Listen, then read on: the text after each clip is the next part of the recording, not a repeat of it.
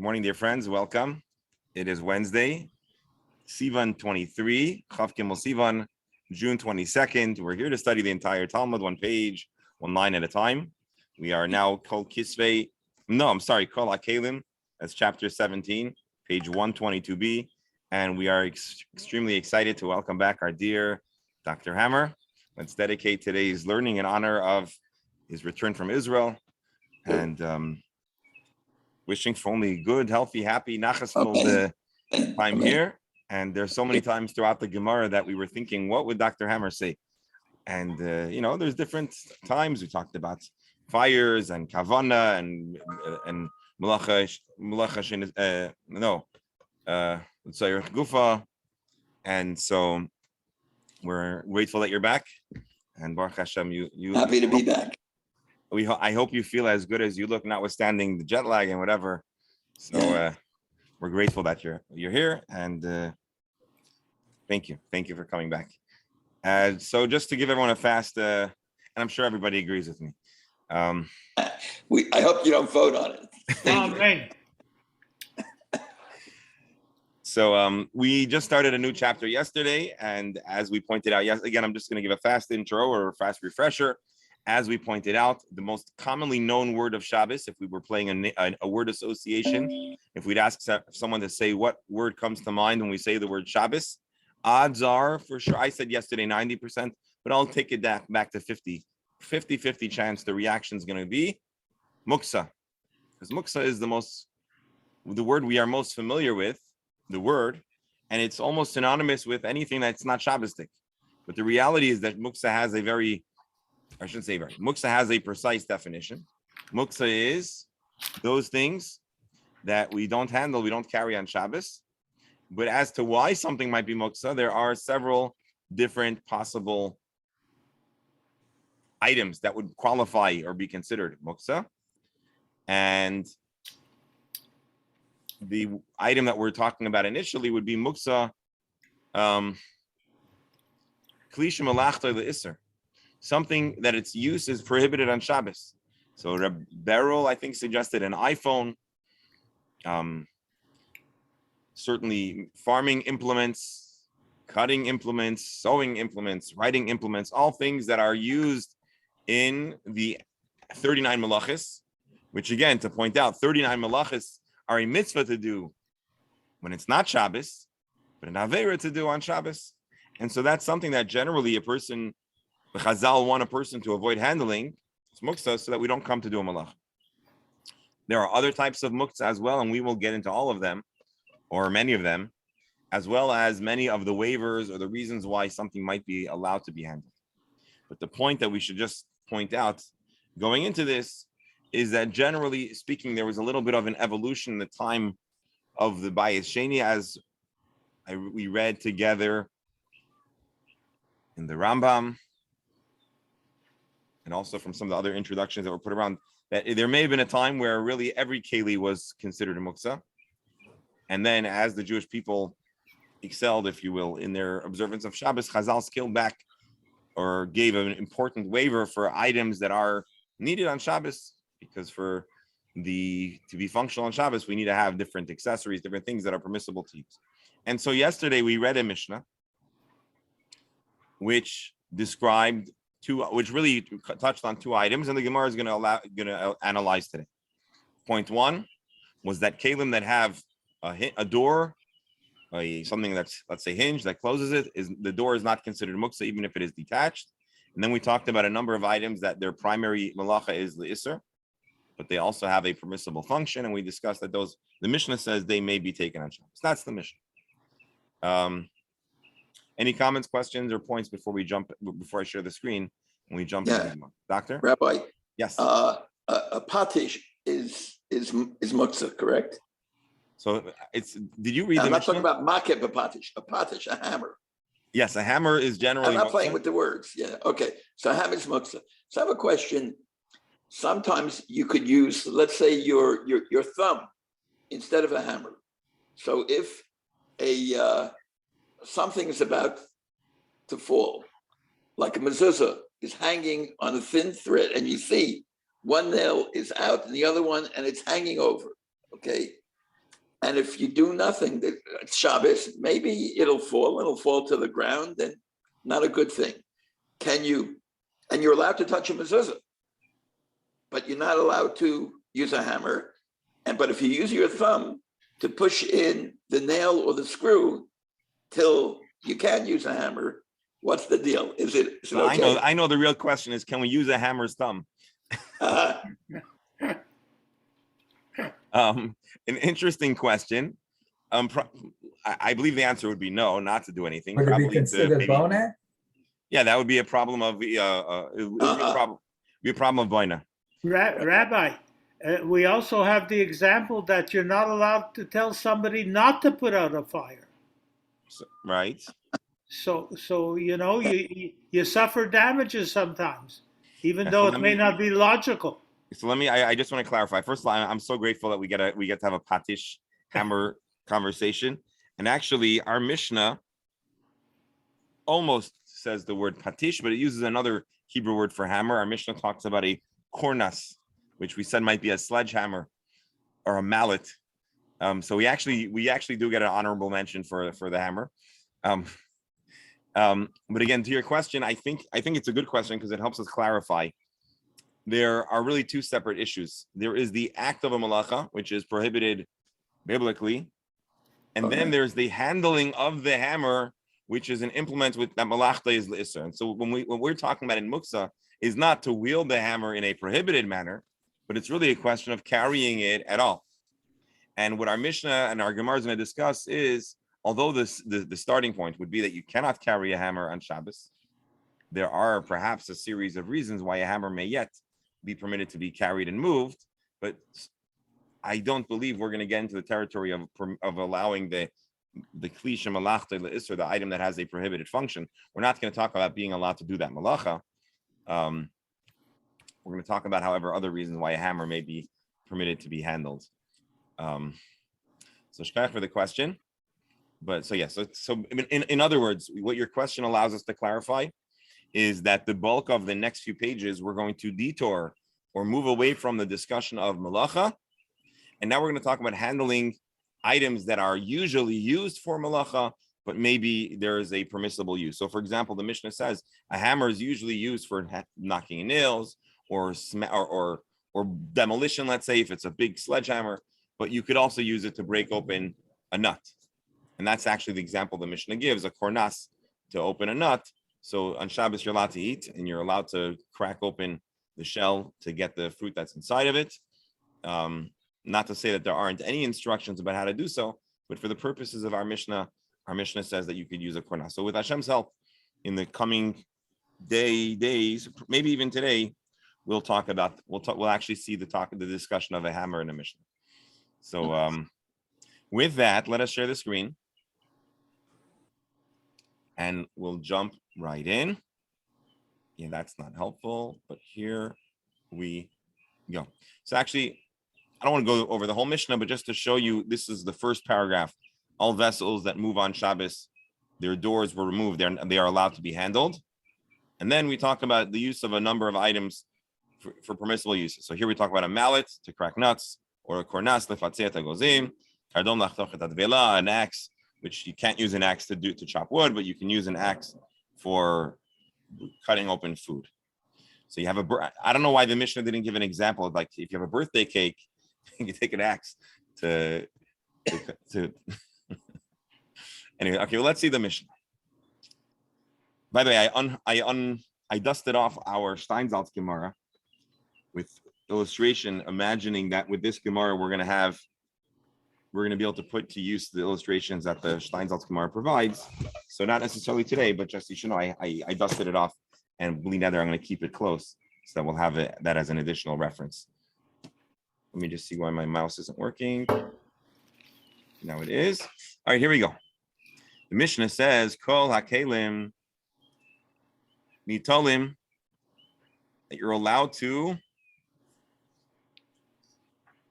handle a keli that's not muksa.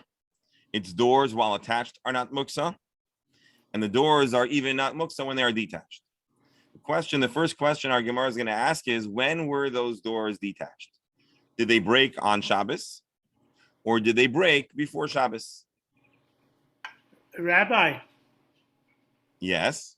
kalim is such a general word. There's no discussion exactly what is and what isn't. So if I recall correctly, Rashi in the Mishnah gave us examples.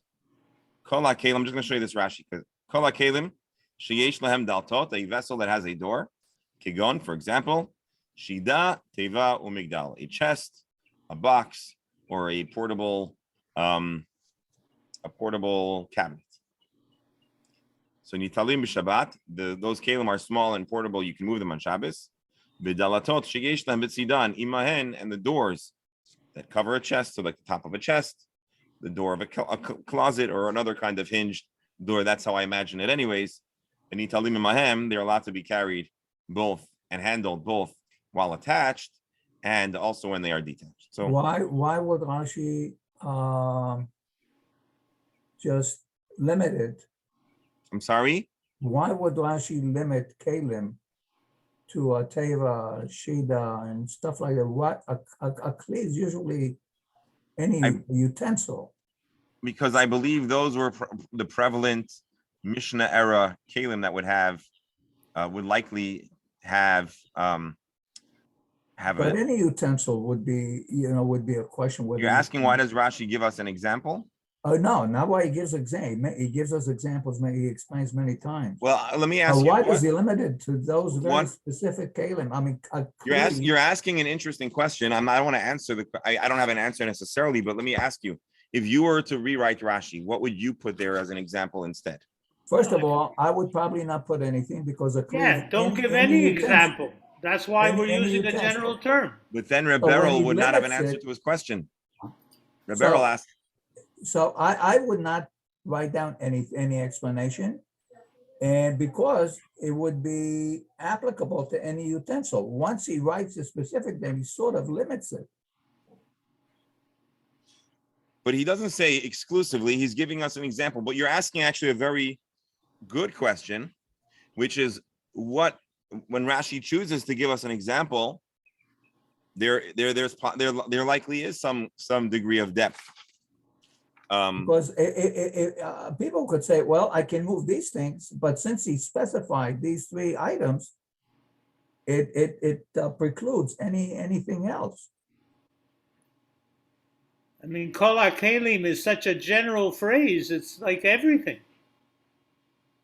Rabbi, yes, you said that a door is included in this category, whether or not it's attached to the hinges or not attached to the hinges.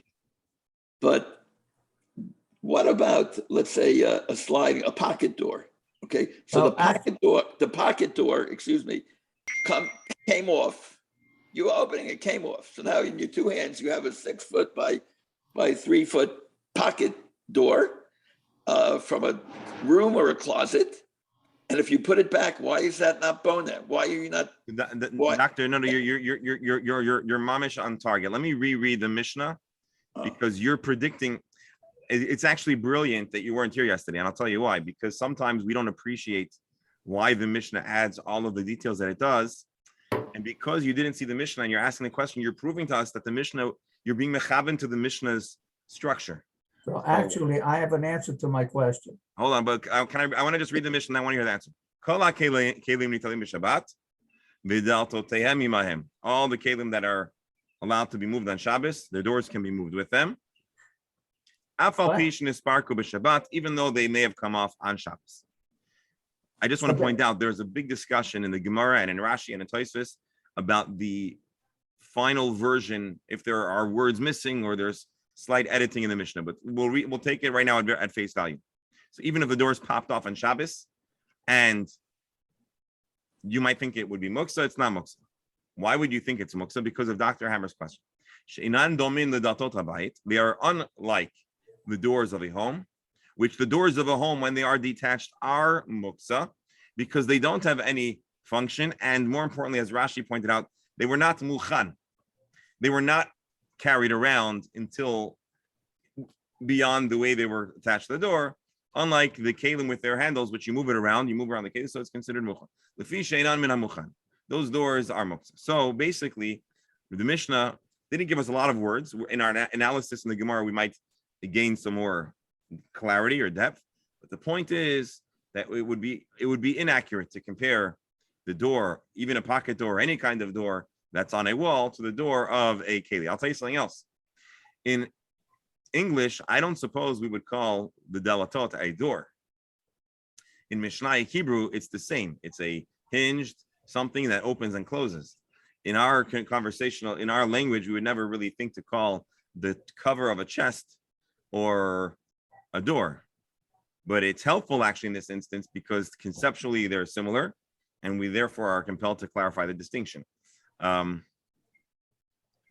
Rabbi, Hold on, Dr. Stamler owes us the answer to his question, and then I want to. I want to answer my question because actually it's not Rashi that limits, it's the Mishnah itself that limits.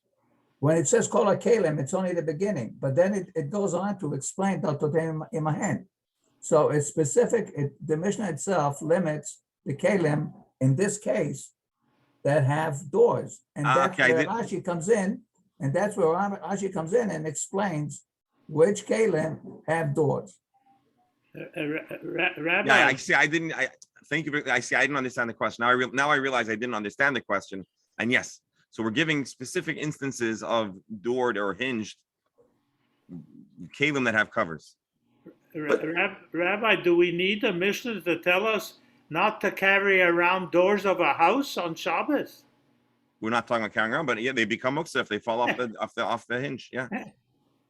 And the Mishnah is not telling us. The Mishnah is telling us a chiddush that although it's obvious to Rebberal and to any of us that a door that falls off is muktzah because its entire function has ceased and it was not mukhan to be carried around to be used for something else because it was affixed to a house. But a keli that has what is kind of like conceptually like a door, or in the Hebrew language called a door, is not muktzah. So the chiddush is not that the house is muktzah. The chiddush is that a keli that has a door that is not muktzah. Dr. Hammer. This is similar to examples that Dr. Hammond gave about mezuzah. Mezuzah is attached, and with course of time, it might become unstable. And the same thing can happen to the door of the house, even on Saturday. It might become disattached or hanging in an uncommon, inconvenient way, especially in those houses which were quite fragile in the construction technology. Yes. And actually, we're gonna talk about other types of items that become and fall off of something that's not permitted to handle, and it becomes muksa. So there are many items. For example, the famous example that we have in practically is that buttons, when they're on our clothing, have an extremely important function and are not muksa, obviously. But if a button falls off, well, again, I don't want to go into the mechanics, the halachic mechanics of it, but that button might become muksa because it has no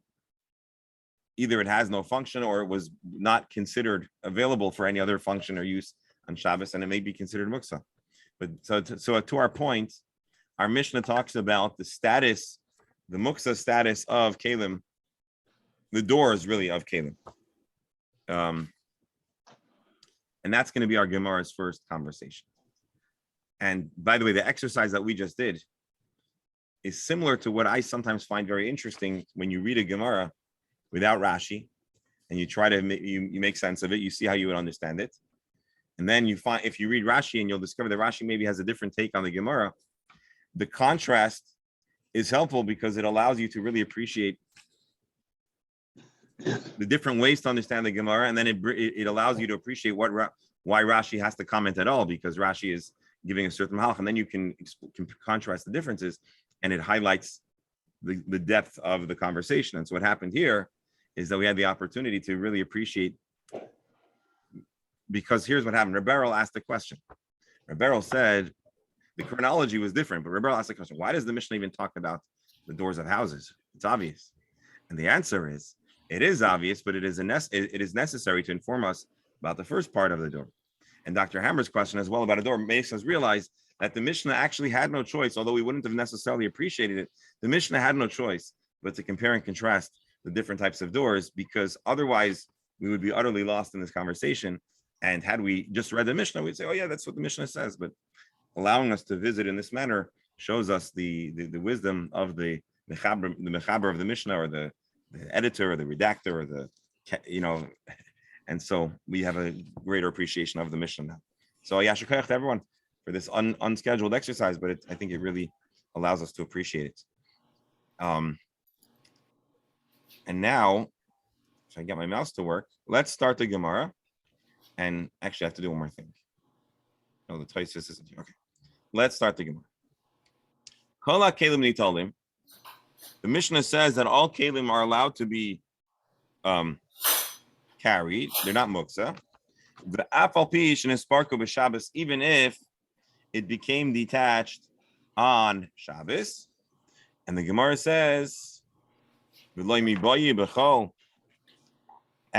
it would obviously not be muksa if it came detached in the weekday. Let's read Rashi. Even though they broke off, Shabbos Ktani Reisha. I'm sorry, Shabbos the Ktani Reisha Kai Umashma Afalpishin Sparka Yoim Mutarim. At this point, it sounds like the big chiddush here is that they became detached on Shabbos. I might think that they were muksa, they were set aside for one specific use, and therefore I would think it could not be used for anything else. That's the chiddush. And obviously, it would not be muksa in a weekday.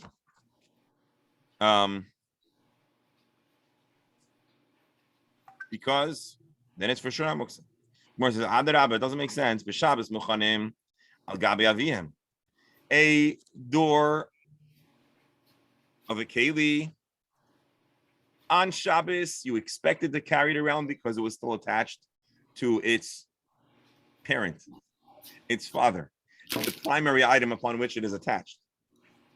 But in the weekday, the door is a broken door.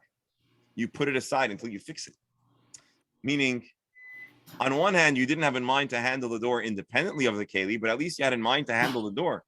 When it's detached, it's entirely set up. It's set aside. Want some more coffee? Yeah. My apple pishach lemisni havada in spark of Shabbos. Rashi explains that when it started out, it was not muksa, but if it broke before Shabbos, it was already set aside entirely. So how do I know that if it broke on a weekday, it's not muksa? So Abaya clarifies and says, here is how one should read them. Kol kelim, you told them Shabbos, every keli, every vessel has a door. Keli's not muksa, the door's not muksa, you can carry it. Even if it broke in the weekday, you told them Shabbos, it can be carried on Shabbos.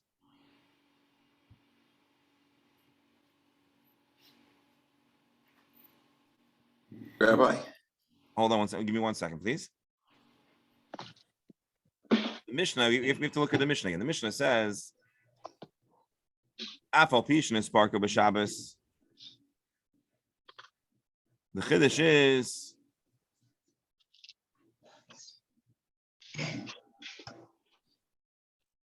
Afal Pishin is Sparko. Even though it broke off, b'Shabbos it's mutter. Doctor?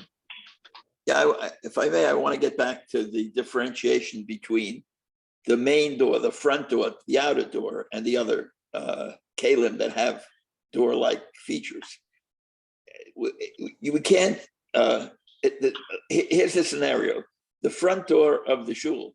Okay, one of the hinges comes off.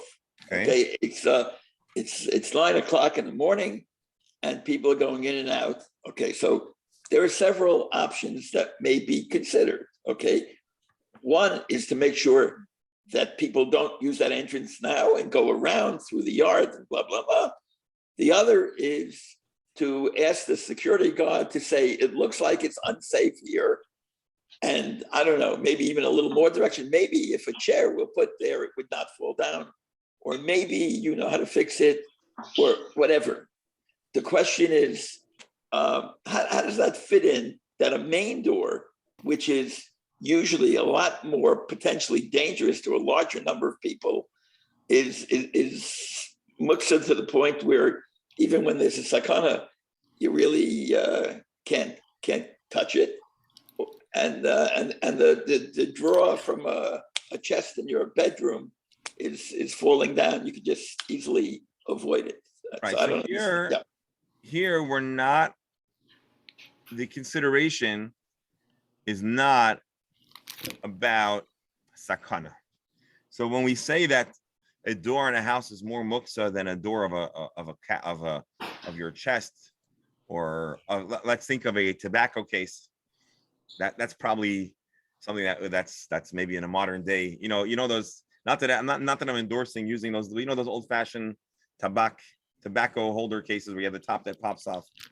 They're called weed carriers, Rabbi. A weed carrier. Well, I was thinking maybe another kind of powder, but okay. Evidently, would be muksa by the fact that it's used for something that's on Shabbos. What's also? I mean, I was expecting. By the way, I was expecting you to say it would be muksa forever because its use is usher always. But that's true also. Yes. But putting that aside for a moment. But at least on Shabbos it would be. But putting that aside, tobacco, snuff, let's say, and again, this is not a hashtag no psak. Snuff is for the purposes of, forget the sakana and whatever. Snuff is allowed to be used on Shabbos. And Yom Kippur, especially. And Yom Kippur. You're not allowed to roll a cigarette. Obviously, you're not allowed to roll a joint. Obviously, on Shabbos, you can burn it. But tobacco, at least for sure, before the risks were known, is not a problem on Shabbos. So, well, I'm just giving us an easier example of a little container with a little hinged door that allows us to stop thinking about those heavy travel chests or an Amar, which is harder for us to. Rabbi, you have the snuff box. That's what I'm talking about. That snuff box. What if the snuff box smells from salami, from a chash of a yid? Because there was no mechitza in the bag of the carrier, and a smoked fish. And it has a door. Yeah. So when we use the word door, I believe we're talking about any like we wouldn't actually in English call the top of the tobacco box a door, but conceptually it has the hinge. It covers and opens and closes. So when we contrast the status of muksa, we're not discussing the sakana because I don't think it is necessarily inherent in the breaking of a door a sakana. Obviously, if there is a sakana, we have to right away employ sakana protocols. And so we'd have to be creative to figure out exactly. But if it was a true sakana, well, then maybe there would be leniency to have it repaired. But right now, we're not talking about repairing. Right now, we're talking about, can you handle this for the purposes of muksa or not? The Mishnah clearly says a door, short of all the other things you might add, is muksa, because it is entirely, because the idea of muksa is that it was entirely not up for consideration to be used in any other manner as an independent, detached item, and it has no reasonable function. But more importantly, you did not have in mind at all to handle it. Whereas by a tobacco case or any other kind of item that has it, you carry it all around, and so you're moving it around. And so the Mishnah is teaching us a chiddush that it is not muksa. As far as repair, we're actually going to talk about that in a moment. But right now, the Gemara is talking about what our Mishnah means, and if we're going to share this in the most simple way possible, Rashi explains, and Rabbi is saying that a door, your hinge for your chest or for your tobacco box, if it breaks off on Shabbos or in a weekday, it is not muksa, and that's a chiddush that even if it broke off before Shabbos, so you might have said that it was out of mind, out of sight, it's not considered muksa. This is what Rashi says. I don't want to open a can of worms, as Rivero says, but it seems like there were varied girsaot, nuanced girsaot, and so some of the questions.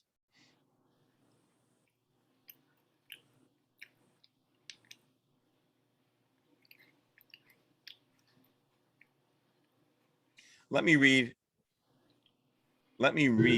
Well, no, let's take a look at Rashi one more time. I'm going to go back to the original Rashi. We look at our Mishnah again, and I think we had this question, some of us. Actually, I think Dr. Stamler had this question, and again, I want to show you an instance where a question that sounds like a mistake is actually born out of wisdom and depth. The Mishnah, the way it's printed here, Kol HaKelim Nitolim b'Shabbos. All kelim are allowed to be carried on Shabbos. Vid also say Imam, and the doors are also allowed to be carried on. You could read this in two ways. You could read this like the way I read it, because I knew Rashi. All kelim that have doors can be carried, and the doors can be carried. Or actually, I read it differently. I said all kelim that are not muks that have doors, if they're carried, the doors can be carried too. That's really how I translate it. That's how I understood it. And that's because I read Rashi. Let's look at Rashi again. Kol hakelim sheyesh lahem dalatot. We're talking about all kelim that have doors, and then Rashi gives us an example.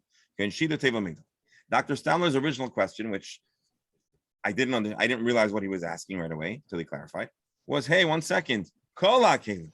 Does Rashi need to give us an example of kol hakelim? We all know of kelim. Do these specific items give us any insight? And then Dr. Stamler said, I understand, because really what Rashi is explaining is that we're only talking about kelim that have doors. So, doctor, maybe you thought that you made a mistake, and maybe as we were addressing you with the presentation was like, oh, you didn't get what's obvious. But the truth of the matter is that you did get what your question was a very good question, because reading the Mishnah again, plain and simple English, the most literal, simple reading of the Mishnah would be unlike the way you understood the answer. It would be like your question. Kol hakelim nitolim b'Shabbos. If they happen to have a door, the door is also not muksa. Rashi doesn't learn this, but Tosfos does learn the Gemara. You're muted. You're muted. Hold on. I'm muted. Dr. Stamler, you're muted. Yes. Oh, Let me just clarify. When I asked the question, this was not on the screen. I asked the question, you were down lower a couple of paragraphs where it just said Kol HaKelim Nitalim without the Daltot Te'en Imahem. Once we went back up to that, and I saw that, I realized my mistake. But when I asked the question, there was 2 paragraphs lower without the. But the reason why I'm picking on you now is I want to say that you your can pick on me all you want. your question actually is consistent with Tosfos, which is why I'm bringing it up. I'm not here to offend you or to insult you. I'm here to compliment you. That your question No, I understand, but I'm just because here it's so obvious that we're talking about the doors with it. Right. The reason I asked was the 2 paragraphs down, which is all Right. I saw, the words of the doors were not mentioned. So the context supports Rashi's reading and Dr. Stamler's eventual embrace of Rashi, but the literal reading is not so simple. Rabbi, Yes, doctor. I agree with whatever you said and with Menachem's thing. However, the reason I was confused, I didn't read the English. I've been trying to function in Hebrew. And if let's go back to what it says exactly. I'm sorry, I keep going back. Okay. Kol hakelim nitalim b'Shabbat. Okay. Now, I think, correct me if I'm wrong, in modern Hebrew, okay, you would write Kol hakelim v'dalotehem imahem nitalim b'Shabbat. Okay, and period. And so then you're clear what you're talking about. And the whole discussion is what does it mean about kelim and everything? It's added on. There's a comma there to include with them. So from I believe, from a Hebrew grammatical point of view, the confusion, maybe it's deliberate, comes because it's written in this way. And the only reason I got clarified when Menachem said what he did, I then read the English, which is very straightforward, what it says. But I think if there were no English, I would be arguing all day that this explains that it also includes doors, not that it only includes kelim that have doors. End of story. Correct. And what I'm saying is that confusion is not confusion because it comes from a lack of understanding. Right. It comes from a careful reading and reflects a true dialogue that exists in the scholarship around our Mishnah. And I'm only rehashing it because this is an opportunity to now appreciate where Tosfos is coming from. And so I just want to show you Tosfos briefly. Originally, I wasn't going to read it. When I realized that Tosfos is really clarifying our question, so that's why I'm opening back that can of worms, as Rebero might say. So here, now I want to show you. Kol hakelim hanitalim b'Shabbat Daltoteam imahem. Garcinon, this is how we should write it. Not vidaltoteam imahem. Huh. V'lo garcinon kol hakelim. Oh, no, I'm sorry. Two changes. Kol hakelim hanitalim b'Shabbat. Daltoteim imahem. Tosfos changes the version very subtly, but in a very, very big way. It went from kol hakelim nitalim b'Shabbat, all vessels can be taken on Shabbos, which then, when Dr. Stalmer asked an important question, Rashi needs to tell me about Shida Tevel Migdal, kol hakelim. Tosfos says, no, we need to carefully embrace a specific girsa, which helps us understand that our Mishnah is not talking about all kelim. Our Mishnah is not here to talk about a macro muksa-wide comment. Our Mishnah is here to give us a specific scenario. Kol hakelim hanitalim b'Shabbat, daltotaim imahem garcinon, v'lo garcinon kol hakelim nitalim. Don't say all kelim are nital. The tuva ika de nitalim, because there are plenty of kelim that are prohibited from carrying. And then he goes on to quote what we're going to read later on. And actually, I referenced it yesterday. I don't remember if it was in the Rambam or the Meiri, but basically there were certain kelim that the Chazal absolutely prohibited, which are these heavy, massive implements. Rabbi, This is a Tosfos that I probably would have skimmed over because it's simply about a girsa, but it shows us how the nuance, the adding of a letter of a hey, the adding of a letter of vav, resolves the question that we never would have had the question to begin with. But being that the version is more ambiguous, more vague and ambiguous, therefore we had a whole dialogue in the beginning of the Mishnah. And so Rabbi, in a way, we fall into the trap of reading a Steinsaltz's version of the Gemara because it's got punctuation. right. In the regular, there is no punctuation. Correct. So it's sort of, we can read it different ways. Correct. So we read it a certain way and we automatically think in a certain way because we see the punctuation. Yes. Because otherwise you can say kol hakelim nitalim, and the ones that have a door, yeah, you can bring the doors with them, but actually it can be more general, and all utensils can be carried, and then add on, and if it does have a door, you can bring it with it. Yes. But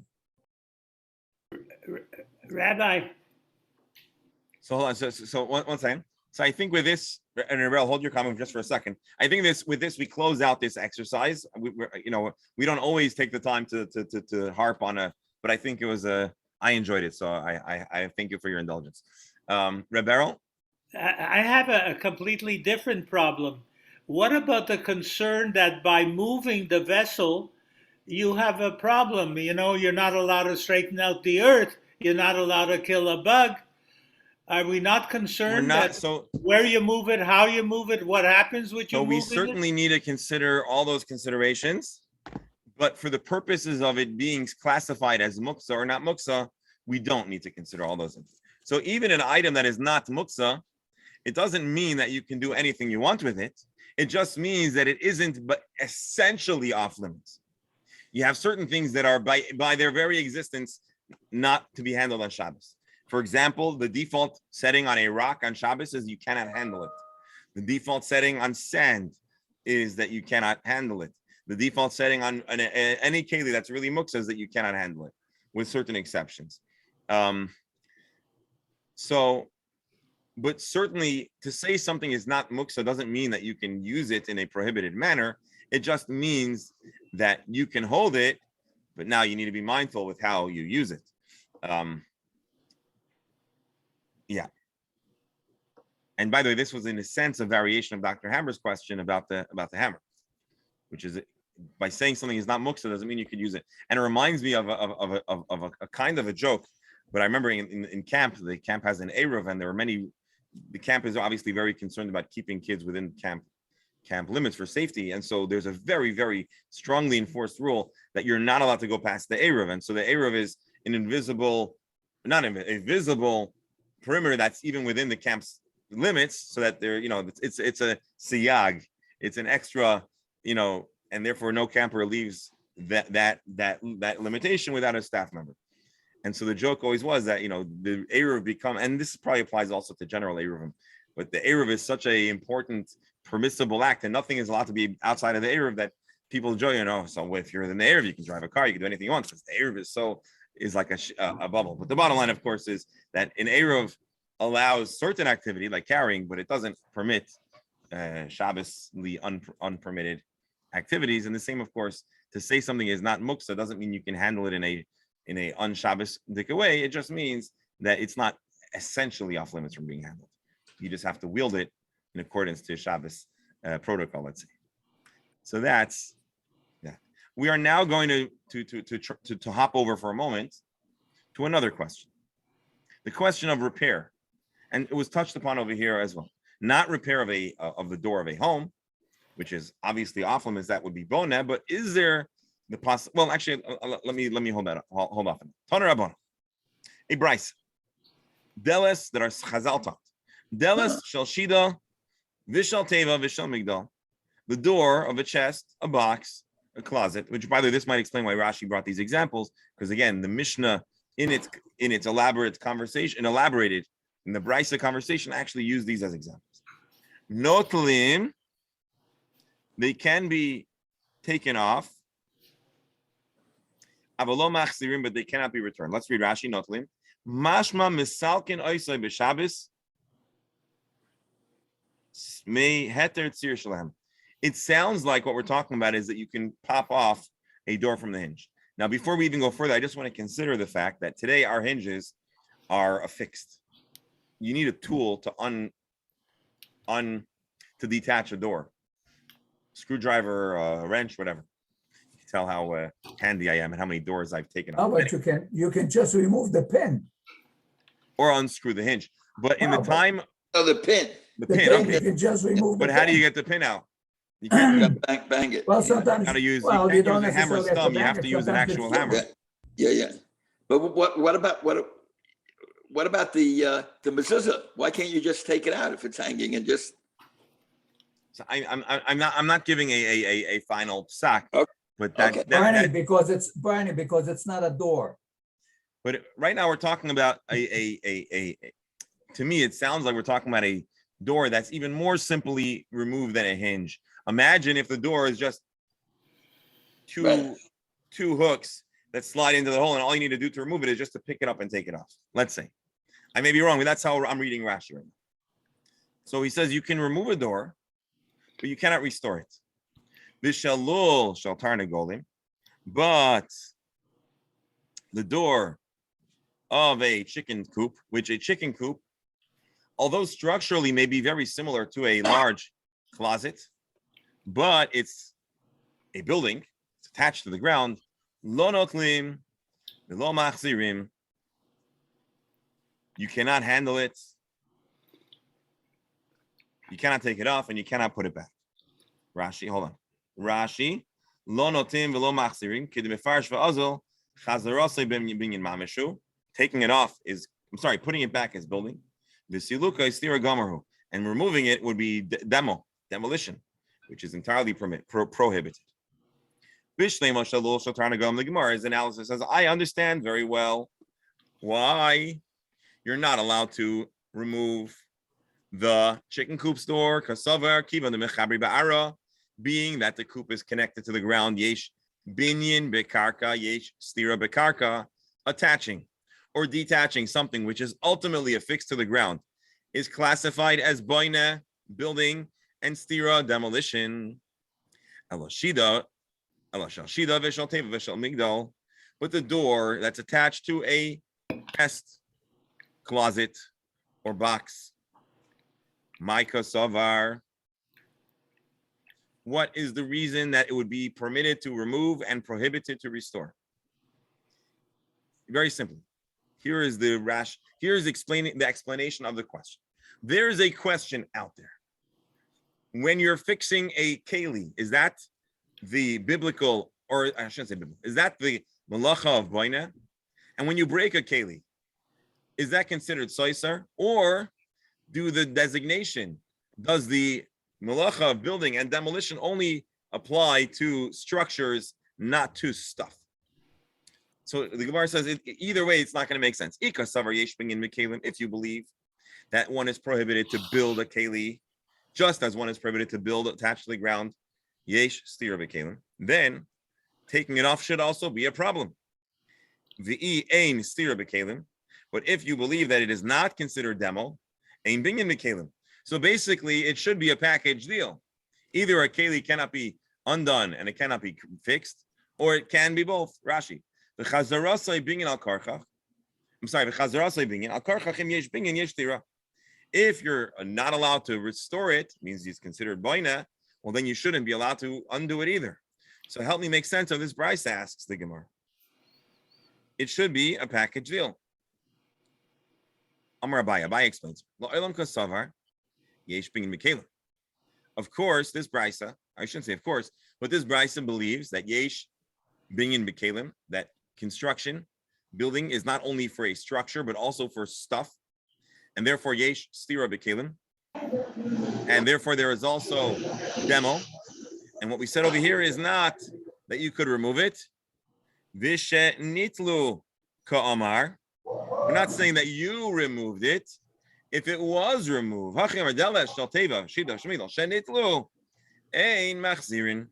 it cannot be restored. Let's read the Bryce and see if that makes sense. No. Noitlim. Avaloi machzirim. Okay, Abayi's explanation doesn't really match very well in the words, but he's explaining that what it really means is if it was restored, noitlim, if it was taken off, loy machzirim. But as you're going to see in a moment, this is not a very embraced answer. So again, loylam kasavar yesh megalim vishenitlu ka'amar. What he means to say is it was taken off. Not that you should take it off. It was broken off. It broke off. And he's trying to say if it breaks off, you should not restore it. Amarle Rava responds and says there are two massive ways that your explanation gets undone. Chada dini tolin katani. Number one, your explanation doesn't match the words in the Mishnah. What you're saying makes a lot of sense, but not with this text. An answer you're trying to explain a text. You have to deal with the text. You can't ignore it. You can't try to rewrite it. Hold that. I know this brings up some questions. Hold the question. Chada dini tolin katani. Read the Brisa over. It says nitolim. They may be removed. V'oid. And furthermore, read the Brisa. Avol loy machzirim. What's this avol doing? My avol. Avol is telling you that unlike the ability to remove it, you cannot restore it. Avol tells us clearly that there are two different scenarios with two different halachot. Amar Rav explains, Kasavar, Ein binyan b'kelim, the Ein stira b'kelim. Rava's explanation is, the author of the Brisa believes that building does not, the prohibition of boina does not work by kelim. Therefore, the prohibition of soiser doesn't work. Ugzeira shema yitka. But the author of the Brisa believes that the sages were extra machmir. They made a gezerah about putting it back on the hinge because they were afraid. Shema yitaka, maybe you'll attach it in a strong way, maybe like with nails, and that would be which malacha? A variation of makeh b'patish. Striking with a hammer. I said we'd encounter a hammer today. Let's read Let's read Rashi and my aval. So Rava totally in modern in the online culture we'd say Rava destroys. He dismantles his case by the language.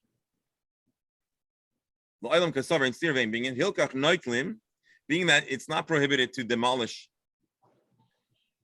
something on a keli. But the rabbis said, please don't return it, lest you come to do another malach. And let's see Rashi. We're afraid you're going to use yiseidos, a kind of pin. Yiseidos usually, Dr. Stamler, is a how do you call it? What do you put in the ground? Steak. steak. But I think in this context, the Yeseidas could mean a steak, but it also can mean a pin of sorts. The Havale Gemar Melacha. This would be considered the end of the process of the creation. And this would be an instance of Makeh Bepatish that is prohibited. As you can imagine, the Achronim are going to discuss at length how this informs Rashi's understanding of Makeh Bepatish. But for now, let's read it as simple as possible. We have a text that touches upon our conversation about the permissibility of restoring kalim. The Brisa here distinguishes between a lul shel tarnagolim, a structure, and a keli. But the psak, the halachic opinion of this Brisa is confusing. It seems inconsistent. Abaya explains it by editing this Brisa to not say noitlim, but hanita, but not that you can take it off, but that it was removed. And he also needs to remove avol, which totally rewrites the Brisa, not just a technical amending a word, but totally reimagines the theme of the Brisa. Rava strongly rejects that and therefore presents another Brisa, saying that another take on the Brisa, saying the author of the Brisa generally says that kalim can be built up and broken down. And although there are other potential malachas involved, so you shouldn't do it, but assuming there are no other malachas, it would not be considered bonev esoser, building or demo. But the Chazal are extra concerned about building, not because it's bonev, but because if you do it strong enough and hard enough and you use the right professional implements, you may end up in Makeh Bepatish territory. And that's the explanation that Rava uses for this price.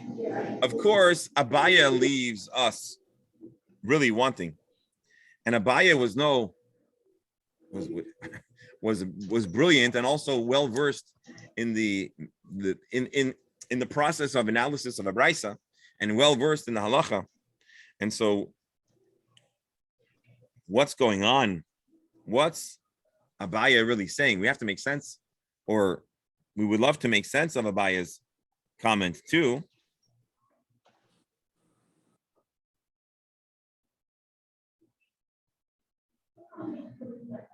So Tosfos,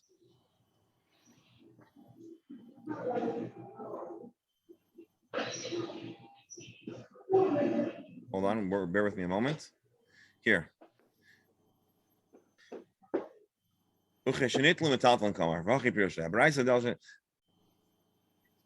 Basically, Tosfos explains that and I don't want to go too much in depth, but the word nitolim nitlu could mean two things. It could mean that you're allowed to handle it, it's not muksa, and it could mean that you're not allowed, that you could remove it off its hinges. And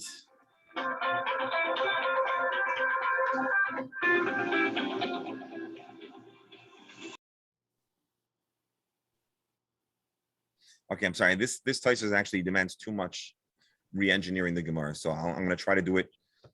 I'll try to take a look at it and see if I can present it to you in one sentence or two tomorrow. I'll try to do it, but otherwise, I don't want to overwhelm myself and everybody else in the process. So let's bookmark this Tosfos. But suffice it to say, there is another way to understand this Gemara, unlike Rashi, that resolves some of the obvious questions, and it makes Abaya a little less not sensible. So we have some work to do. Let's just start the next part of the Gemara, which we will probably continue tomorrow. Our Gemara now quotes the first segment of our Mishnah. Noitel Adam Kornis, a person can handle a hammer. Amar Rav Yehuda. Rav Yehuda clarifies or states his opinion. Kornas shalagoizim lefatzei boyas agoizim. We're talking about a hammer that is intended for nuts. Avoloi shel nafachim, not a blacksmith's hammer. So although kornas means a hammer, it turns out that there are different types of hammers, and we're not giving a blanket license. Let's read Rashi. Mishum de'ikaroi lemeleches heter. So our Mishnah at a simple reading indicated that even a prohibited keli, even a tool that's used on a construction site, is not muksa because you can use it for a permissible use. Now we're going to see the Mishnah reimagined or reinterpreted based on a much tighter and restrictive principle and perspective, and that's the viewpoint of Rav Yehuda. So Rav Yehuda says when we say you can use a kornas, well, yeah, not any kornas. There are kornases that are marketed. There are hammers that are marketed as nut hammers. Hammers for nuts. But you have also a blacksmith's hammer. And sometimes hammers for nuts are called psychologists. I was going to say maybe that was the name of your practice. You're not going to get a lot of customers that way, but Sometimes getting hammered is positive. Right. L'chaim. all right, let's on that note, it's 11 o'clock. Let's close up. We'll continue tomorrow, understanding the perspective of Yehuda, why he would say that a hammer might or might not be muksa, and we'll have fun. And of course, what a wonderful way to start. Dr. Hammer, once again, welcome back. Thank you. We missed you. By the way, I don't see Dr. Pasternak. Has he Dr. been? Pasternak is here, but his camera is off. That's L. Oh, okay. Good. Good. Okay. Gentle. Good. I just want to throw out a question. I don't want an answer now, but I just want if you think about it and let me know. If we were, I'm not saying this is certainly not a given, but if we would move the time of the shir from 10 o'clock to 9:30, would that be better or worse for you? Just think about it. Let me know. The only reason I'm thinking about it, and I'm not going to do it unless I have almost a unanimous endorsement of it. But if we were to do it, it would make it more likely that folks that were davening would be able to join in. And so I just want to hear your opinion. This is not I'm not making any schedule changes, just a hatzah, a proposal. And it's okay with me. No difference for me. All right, so It's okay with me. Fine with me. The earlier the better. We could even do it at 8 o'clock. well, I mean, I don't think I can do it at 8 o'clock. That's not okay for me. No. So do me a favor. If you could send me a private message, if you remember, and I'll post it on the group. Just something that I've been thinking about. So I want to expand our ranks a little. I mean, I don't want to expand the ranks too much because I think we have the perfect number. But let me know if anyone would have a problem with it. Please let me know because I value everyone that joins us, and it wouldn't be works. the The same to anybody. problem is So often when you have a shul and there's an extra thing, it might be a collision course. yeah, so you know, I gotta take this call, but I just want you to think about it and let me know. And I mean, for me, fine when I'm here. all right, dear friends, thank you so much. Have a wonderful day, and looking forward to seeing everybody tomorrow. Good to be back. Good to be back.